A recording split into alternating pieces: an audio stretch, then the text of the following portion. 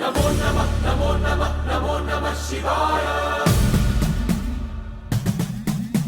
నమో నమః నమో నమః నమో నమః శివాయ.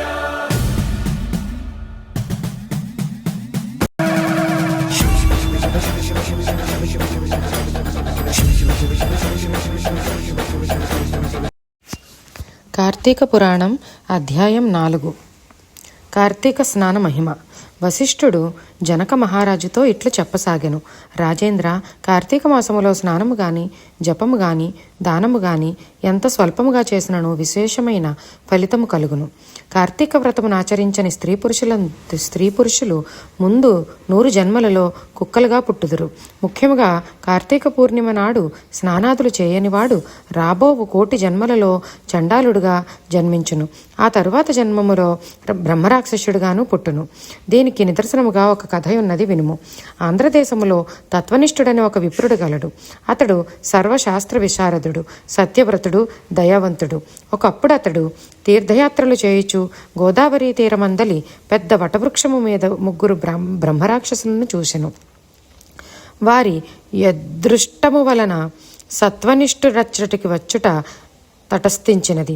ఆ రాక్షసులను చూచి అతడు భయపడి, దేవాదిదేవా నారాయణ, నన్ను కాపాడుము, నీకంటే వేరే దిక్కు లేదు నాకు అని ప్రార్థించుచు పరుగెత్తెను.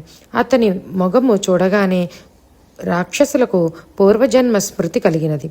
వారు ఆ మహాత్మునికి సాష్టాంగ దండ ప్రణామములు చేసి స్తుతింపసాగిరి. మహాత్మా, నీ దర్శనము వలన మేము పాపరహితులమైనాము. మీ రాక మాకు మేలు చేసినది అనగా, విప్రుడు భయము తీరిన వాడే వారిని చూచి, మీరెవరు, ఏ పాపములు చేసి మీరు ఇటువంటి రాక్షస రూపము పొందినారు, నాకు చెప్పుడు అని అడిగను. అప్పుడు వారు తన పూర్వజన్మములో చేసిన పాపకర్మములను జ్ఞాపకము చేసుకుని ఒక్కొక్కరై ఇట్లు చెప్పసాగిరి. మొదటివాడు ఇట్లు చెప్పెను, నేను పూర్వజన్మములో బ్రాహ్మణుడై ఉండి కూడా ఎవరికి నీ ఒక్క మెతుకైనా పెట్టక అన్యాయార్జితమైన ధనముతో కుటుంబ పోషణ చేసుకుని కాలము తీరి మరణించి రౌరవ నరకములలో చాలా కాలము ఎన్నో బాధలు పడి చివరికి బ్రహ్మరాక్షసుడనై పుట్టితిని. ఈ పాపము నశించు మార్గము చెప్పుము. రెండవ వాడిట్లు చెప్పెను, భూసురోత్తమ, నేను నిత్యము నా తల్లిదండ్రులను దూషించుచు నా భార్యాపుత్రులతో కలిసి మృష్టాన్నములు భుజించుచు విశేషముగా ధనమును ఆర్జించి దానధర్మములు చేసిన వాడగునుగాను వృద్ధుడనై మరణించి నేను చేసిన పాపములకు 8 యుగముల పాటు యమలోక బాధలను అనుభవించి భూలోకములో బ్రహ్మరాక్షసుడనై జన్మించినాను. పాప పంకములో మునిగి ఉన్న నన్ను ఉద్ధరింపుము.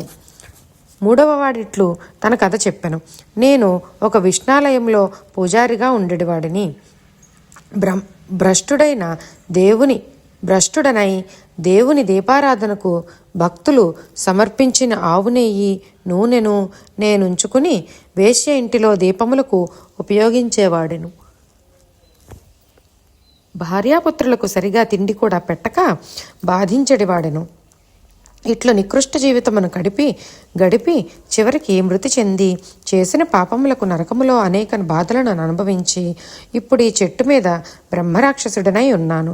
భూత దయాపరుడవైన ఓ మహానుభావ, దయతో నన్ను రక్షింపము. వారు చెప్పినది విని తత్వనిష్ఠుడు, మీరు భయపడవలదు, మీ కష్టములు తీర్చదను. నేనిప్పుడు కార్తీక స్నానము చేయబోచున్నాను, నాతో రండు అని వారితో సహా గౌతమి నదికి పోయి యథావిధిగా స్నానము చేసి ఆ ఫలమును వారికి దారపోసెను. దానితో వారికి రాక్షస రూపముల నుండి విముక్తి కలిగినది. దివ్య రూపములతో వైకుంఠమునకు పోయిరి. కార్తీక మాసమందు కావేరీ స్నానము కూడా విశేష పుణ్యమునిచ్చును. తెలిసి చేసినను తెలియక చేసినను కావేరీ స్నానము 10,000 అశ్వమేధయాగములను చేసిన ఫలితమునిచ్చును. అందుచేత స్త్రీ పురుషులెవ్వరైనను కార్తీక మాసమందు స్నానము తప్పక చేయవలను. వశిష్ఠునిచే చెప్పబడిన స్కాంద పురాణమందలి పారాయణము కార్తీక మహత్యము 4వ అధ్యాయము సంపూర్ణం.